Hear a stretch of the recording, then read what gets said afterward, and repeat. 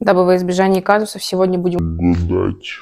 Так как я бьюти-блогер, будем гадать на Ферзя, который в эти выходные вам встретится, и какой вам макияж нужно будет под него подобрать.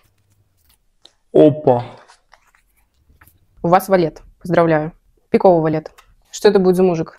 Скорее всего, этот Ферзь воздухано-недотемщик, который заполучит ваше сердце в первую же встречу, разъебет вам менталку, покатает на эмоциональных качелях, но зато будет очень здорово. Показываю макияж под вашего вольта. Первое, что вам нужен, это яркий контуринг, очевидно. Потому что такие темщики, возможно, с большим хуем будут реагировать только на ярких дам. Первое, глубокие румяна. Дальше сделаем шоколадный смоки. Коричневая тушь обязательно. Богато. Модно. Чтобы он сразу понял, что будете обеспечивать его вы, а не он вас. И дальше шоколадный карандаш и коричневый лайнер. Чтобы он посмотрел ваши глубокие глаза и понял, что он сможет на вас взять кредит в 300 000.